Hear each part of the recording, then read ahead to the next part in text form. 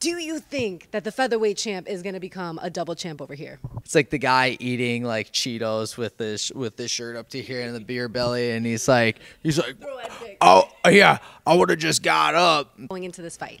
Oh, I feel amazing. I mean, this is the best I've ever felt. We took out the #1 guy 6 months ago, and all we've been doing every day since then is just improving our fight IQ, getting better, and just improving day by day. Yes, and you have your man's Flame back here. He's going to have to get into the camera shot at some point. He is so technical and so disciplined with your kind of training style. So today we were working some agility. You were supposed to get some sparring in, but what is the deal with the rest of today?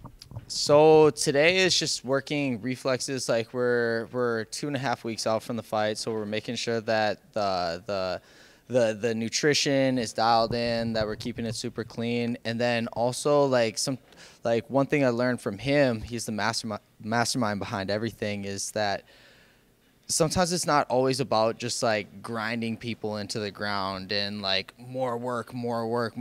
Sometimes like you mess up your adrenal glands and you mess up your recovery. So we focus a lot on just like tightening up reflexes, making sure that I'm seeing things. And we got a lot of really good information from the UFC Performance Institute. So everything that they said was something that we needed to improve on. We came back from there and just started hitting those head on right away. And now I think one of those weaknesses are some of my greatest assets now. What's up, guys? I just wanted to pop in and say, look at Tom. And drop a comment on what you think is going to be the biggest upset at UFC 284. Also, if you're liking this video, be sure to go like it and subscribe if you haven't already. It's so interesting that you got to go to the PI. I know some people were like, oh, are you going to move to Vegas now? But I'm pretty sure Orange County is like your home for a while. Yeah, OC's my home. I mean, I'm not going to lie. Like, Vegas is pretty amazing. Like, there's so much that they test you on. There's so much to improve on. They have the best PT. They give meal vouchers, protein shakes. Like, you just have everything available. And then there's a lot of really good training out there. I got some really good work in with Andy Varela and those guys up at 10th Planet. I mean, they're a different breed over there. It's insane. Yes, the people over at 10th Planet Las Vegas are amazing. The PI is probably super amazing as well.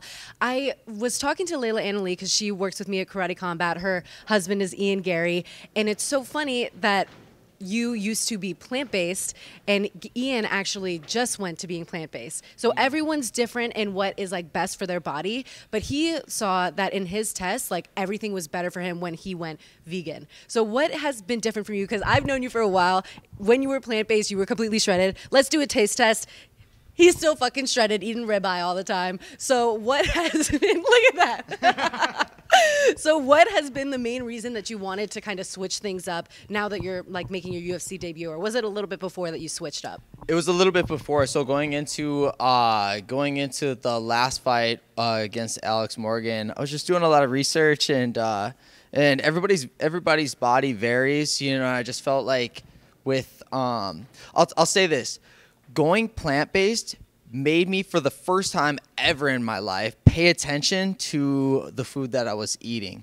And so I was like, it's like half the time I'm not even fucking eating chicken wings, I'm eating condiments, you know? It's like you're just dousing everything in condiments and ketchup and fucking ranch and blue cheese, you know? So it made me pull back from that, be mindful of all the ingredients that I had in it, but what made me think is like I was eating like these Impossible burgers and like these like plant-based like chicken patties, and I was like looking at all the ingredients, and I couldn't pronounce half of them. I'm like, this shit is not good for you for sure. I think I'm just gonna stick to like 4 or 5 ingredient foods. And so I started eating red meat, and like my body just responded right away. Like I was dropping weight, I was more lean, I felt more full. I just felt a lot better. My sleep was a lot better. So I just decided, like, you know, maybe, you know, to each their own, you know, like I'm not going to say that like plant-based or being vegan is like a gimmick or whatever, you know, everybody's body responds differently. But for me, I just feel better with like red meat and like less ingredients. I definitely feel that. I had a stint of doing vegan as well, and it helped me cut the weight to 130. So I like hit 130 for the first time in forever. But now I'm actually trying to put on weight, so I've been trying to incorporate some more animal protein. But besides the diet, you're looking freaking great. I know your coach is instilling some great boxing into your game, but you're also working with Adam from Subfighter. He's going to be making the trip with you. So what kind of wrinkles are you making in your game at this point? Because you've had 4 finishes in a row now. Like, what more can we be really adding? I mean, a lot. You know, there's always stuff to improve on. So right now, obviously, like, I feel like a physical specimen, you know, and I feel like you know, tightening up the nutrition, making sure that the weight cut goes like smoother. And then just also always focusing on making sure that my IQ is improving, make sure that like my intelligence for how I approach certain things and see certain things is always improving. You know, obviously like reflexes like start to fade, like they say around like 32, which I'm 32. So we're making sure that we're tightening things up and just being on point with everything. So, I mean, the last 6 months I've improved a lot. So it's like even the last performance, I mean, that guy had 4 pro titles, #1 in Canada, about 20 fights, almost 15 fights as an amateur with like pretty much all wins. You know, it's like, and I made easy work of Alex Morgan, and he's from TriStar Gym, a Farasa hobby, but I feel like nobody has the combination like me and the Flame have. So that's the perfect fit. Yes, it is the perfect fit. And I feel like it's such a bromance between you two. I feel like this is going to turn into a dating show. Like, when did you guys meet? What's your story? Your favorite place to go on dates? Because there's literally just such a connection between you guys. Yeah. I talked to him a little bit, so I learned about the first time you came to this gym. It wasn't even really to meet up with him. But can you tell the fans and the audience how you guys came to meet? And was it an instant like, oh, I need to work with this guy. I need to get on his program?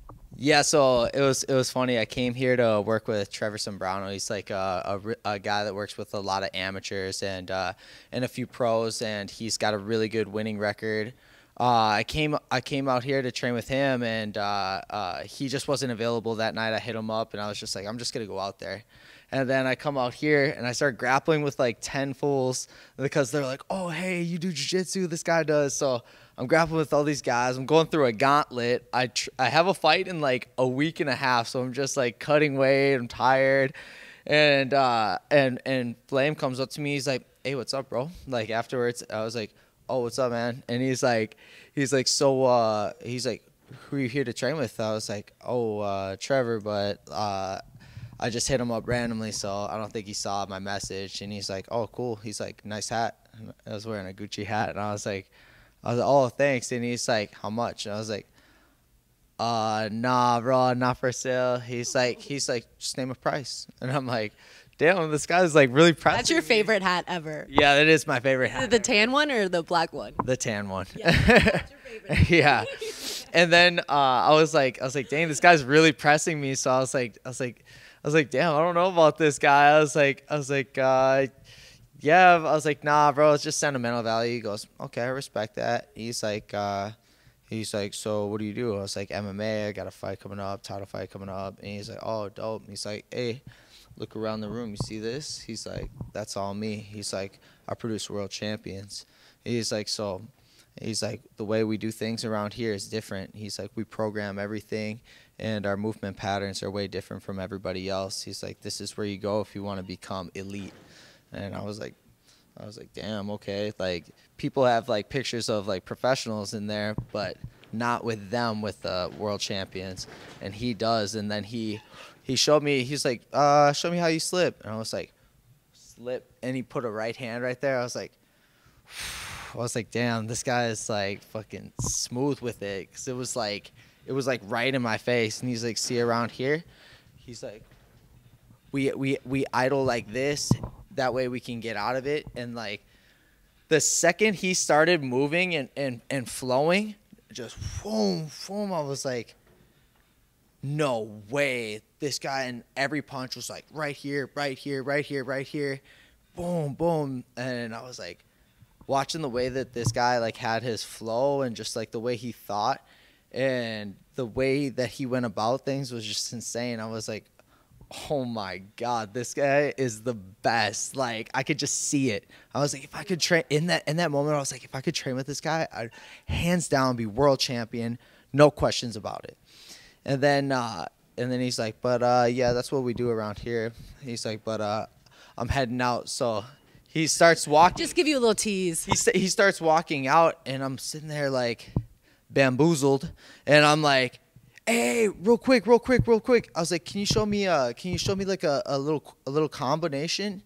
And he looks at me, walks up, he goes, Papi, I would show you, but it would be meaningless. He's like, around here, we program.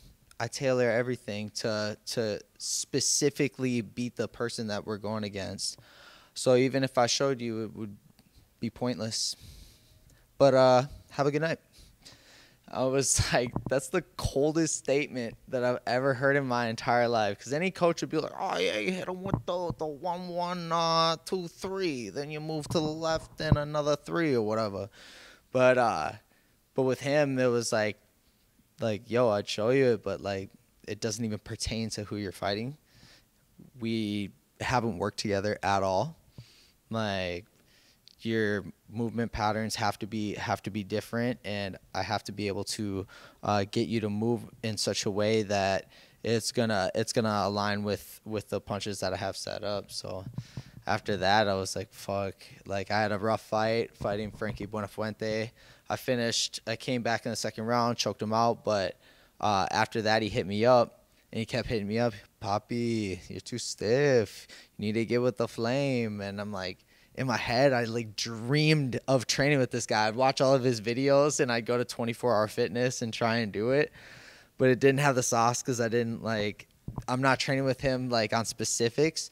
And then one day I just like took the opportunity, and like in 2 hours it was like learning. It was like an encyclopedia of like fighting. So it was just insane. That's how me and the Flame came to meet. I love that. I'm so happy that you found that, because I know in the fight world, there tends to be times where you need to make the best decision for you. And I know you have so much, you only have so much time to give. You train sometimes at MMT Fitness just to hit pads. And then you also have Triumfo and Subfighter. And I think for a time you were at Classic Fight Team. Yep. So making that transition, like, how does it feel? Like, you feel like we literally had this whole gym space to yourself, all focus on you. So is this exactly the divine timing that was meant to be, like you coming across Flame and now you're about to make your UFC debut?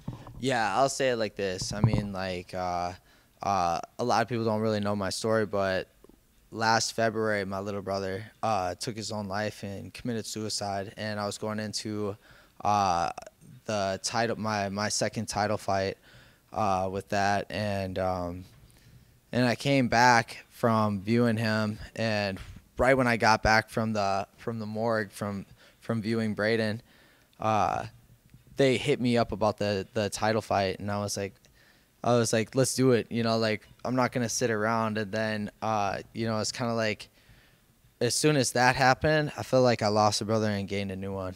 You know, so it's like more than just a bond. You know, it's like I felt like I lost a brother but gained a brother. You know, so it's just like, kind of filled that hole in the soul, filled that gap, you know, and it was just divine. It was meant to be, because I came to him and I was, you know, down and out. I'm like, hey, you know, like this just happened, and you know, that's kind of why I've been like slacking. He's like, well, Papi, my condolences, but life is what we make it. So why don't we make it the best that we could ever be? He made his choice. Let's make ours, and let's be the fucking baddest motherfuckers that ever walked this planet. That sounds like a pretty good idea to me. I love that. That's such a beautiful story. And it's crazy because I know you've been through so much in your life. I know there was a time where you were literally completely sober, like not drinking at all. I'm not sure if you do drink now, but like you were really about like no type of substances in your life because you just want to stay focused on what your journey is. So now that you're at this stage, you're making your UFC debut. Is it similar what you were, you know, a year and a half ago, you know, not drinking at all, or where are you at with that? Yeah, I mean, I've definitely slipped up, but like definitely that's not the life for me. You know, for me, you know, I choose to be sober now. I'm not gonna say that I never will ever not drink again, but you know, for me, I just take it a day at a time, and I just feel like I'm the best version of myself when I'm not drinking or using substances. It was something that I grew up around, and I saw the worst come out of people when they were doing that. So I try to stay sober minded because I feel like that's when a lot of my friends, me personally, and everybody's just at their best, you know. Interesting. So does microdosing still count as like doing substances? Because I know for me, like if I do a little bit of a microdose of mushrooms, it actually like enhances my jiu-jitsu experience. So I don't know if you're still on that wave. Yeah, I mean, I have nothing against it. Like definitely like I think like it just depends on like your intentions, you know. I think I was thinking about like retiring, and I took like a heroic dose of mushrooms and basically just went off to Upper Newport Bay in the night on a beach cruiser, watched the sunset, and like was making the decision if I was going to keep fighting or not when I was 3-0-1, and it was like programmed and downloaded into my brain saying like go with the nickname El Animal. It was given to you in Minnesota from your boxing coach. Make a clothing line, El Animal. I love it. It looks so sick. Then literally just made that, and it's like and it was, and then also it was like trust yourself, believe in yourself, and go for it. Just get fights, you'll win all of them. Like just go for it. If you don't, you'll regret it, and you'll have to live with that forever. So it's like, why not give it a shot? So I just decided in that moment that I was going to give it a shot. And literally the next day, I got hit up by my manager, Peter, who was like, "Hey, are you still a free agent?" I was like, "Yeah, actually, that's crazy." Like literally the next day, he hit me up, and I signed with him. Wow. So it was like it was just crazy timing, crazy. I love that. Well, it's just so nice to see, you know, figures like Israel Adesanya. You know, you have Cowboy Cerrone over here who's just like, well, my favorite thing to do is fight. And I'm like, oh, yeah, like sparring? He's like, no, like UFC, fight. Like, I'm like, okay, he goes in on there on some mushrooms. All right. So it's just honestly nice to have people who understand the sport and can still have that grind, use these as a form of medicine. So I love that. Who? Oh, is Adesanya? Yeah. Really? He had a interview where he was just like, oh yeah, not really one for drinking. Like I'll have a drink every now and then, Yeah. but I think something that everyone could benefit from is, you know, a good dose of mushrooms with their close friends.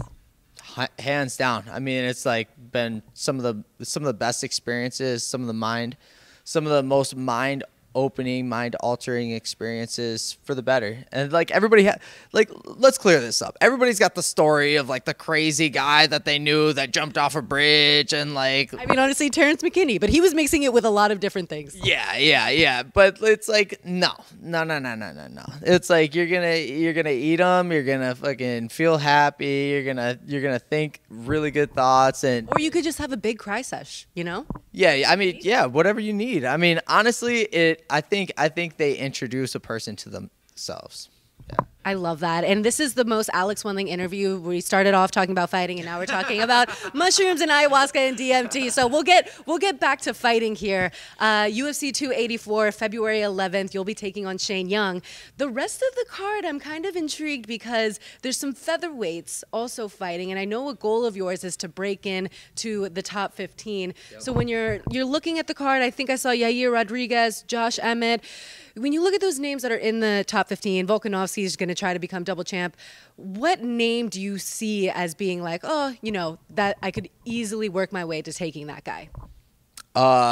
Honestly, I just believe in myself so much that whoever is at the very top, like that's who I want. You know, it's like I just feel like I'm number one right now. It's like the ranking system like doesn't affect my mindset. You know, for me, I haven't been beaten in MMA. Nobody's beaten me. So I feel like I'm just going to keep it that way. As long as I just keep improving and stay humble and work hard and stay disciplined. You know, I just feel like I'm just going to I felt in that trip, like, just take fights, you'll win them. Just take fights, you'll win them. That's how, it's just how I feel. It's just what I believe. Like, it's what I know to be true. And so far, so good. Yes, I'm so excited for you because I remember when I lived in Orange County, trained at Triunfo, I would always see this motherfucker going crazy on the bike, Felipe Fagolin cheering him on. I mean, you have such a family, I'm sure, in every gym, but especially at Triunfo. Yeah. What do you think? You think everyone at that gym is probably going to be either watching at the gym or watching at home? Oh, yeah. I mean, last night we were, like, going crazy, you know, because, like, I got this heart rate monitor on, so I'm, like, trying to, mess up my heart rate. Like, if there's a quick burst of activity, I'm like, all right, with this guy, I'm not gonna let him know. I'm just gonna go fucking crazy. I'm gonna go ape shit. Wop, wop, wop, wop, wop. And so we're just boom, boom, boom, boom, boom. And then we're both, and then he's like, like breathing hard. I'm breathing hard. And it's like, all right, boom. Now problem solve, problem solve, problem solve. Work on catching your breath. And then it's like, so I'm like, I put myself in like all these like little like scenarios and incidents where I'm forced to do things differently instead of like going with the norm and just kind of, oh, miss the takedown, go for a nice shot. No, I'm trying to be like, okay, what happens if I feel like I can't breathe? I have to get my breath back quick. So I put myself through all these scenarios and lately, fuck, we're like, it's not even fair. Like we are ready. We're feeling good. Grappling is like on the next level right now. I love that. Some of the submissions you've had are so amazing, and it's also attributed to some of the peppering that you can do that leads to the submission stuff. So I know the main event, you have Alex Volkanovski and Islam. Do you think that the featherweight champ is going to become a double champ over here? I like the fight. I don't think Volk gets it done. Makhachev is just used to going with bigger guys.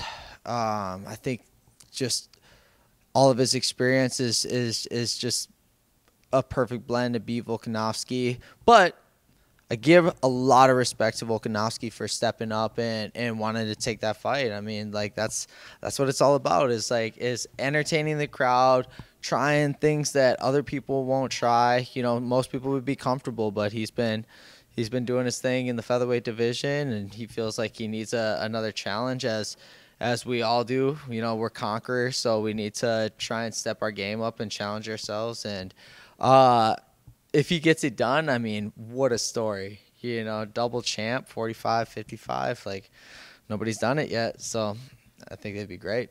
Yeah, and it's definitely, I guess, an advantage for him because it'll be in Australia. For your own weight cut and different things that you have to think about, what changes for you since it's not, you know, just going to Las Vegas to make the weight cut and make the appearances?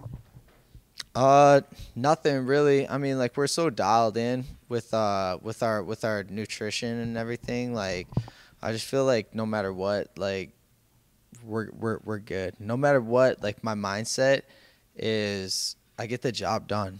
Like, when Eddie Torres said that he had COVID, but he really didn't. He just couldn't make weight. I know for a fact. They asked me I went against a 4-0 guy against a 10-5 guy, you know, and they're like, hey, do you want to take the fight? I was like, do you want to take the fight? He said yes. I was like, let's do it. Boom. I go, I didn't come here to fight a 3-round fight. I came here to fight for a title, so if you don't mind. He was like, yeah, sounds good. I was like, perfect. And this is just a general MMA question because coming after the fights that we just saw this weekend, a lot of talk about how Lauren Murphy went the full 3 rounds, but she probably shouldn't have. And in the featherweight division, we've had some really rough fights, like with Calvin Kattar and people coming at Tyson and kind of, you know, trying to set the guidelines of whose responsibility is what. So from your perspective as a fighter, what kind of communication do you think is appropriate and needed between a coach and then the fighter and I guess the referee's responsibility? I mean, it's not necessarily the referee's responsibility. The referee's responsibility is to see that you're still moving, that you're still in the fight, and that you can still keep going. It's not their job to protect you necessarily, like from like yourself. You know, like that's what I would say. It's your coaches. It's your whoever is in your corner needs to make sure that they understand, like, you know, it's like in boxing they throw in the towel. Yes. Because like they understand the implications like later on in life. You know, it's like Glover Teixeira. He's like, man, I'm too tough for my own good. It's like, yeah, you are. You took 250 plus significant strikes with your eye ripped open. Way too tough for your own good. Time to retire. The reflexes aren't there anymore, and maybe a towel should have been thrown on that fight too. You know, it's a brutal sport, but I mean, you have to have a relationship and an understanding and communication with your coaching staff, and they have to know when the time is up. It's like that one blonde-haired wrestling kid who said, I don't want to go out there. I don't want to go out there anymore. And his coach put, no, you're going out there. Come on. He was trying to talk him into it. And the kid, his mind just wasn't there anymore. You know, and it's like Max Roscoff that you're talking about? I think so. Yeah. Because he got completely like bullied by the MMA community for saying that like he's done or he doesn't want to keep going. And that's just how it works, you know, in the troll world. But yeah, I mean, you know, and it's like everybody talks tough from a keyboard, but when you have your face ripped open, you're giving it everything you got. You can't get anything off on this guy. You're getting slammed. You have hot lights on you, a crowd cheering for the other guy, a crowd cheering for more violence. You know, it's like, I don't know. It's a lot. It's very different. It's very different. It's so much easier to say it from the outside. You know, it's like the guy eating like Cheetos with this shirt up to here and the beer belly, and he's like, oh yeah, I would have just got up. It's like, okay, like sure you would have. Well, that topic is definitely not relevant to you because you get your finishes in the first, second, and if latest, the third. Yeah. So we're excited to see what you do. I know you don't really like to make predictions, but what can the fans expect come February 11th? Devastating finish. Well then, all right, there you have it. UFC 284, February 11th. Blake El Animal is going to be out there making his UFC debut. So well deserved. I cannot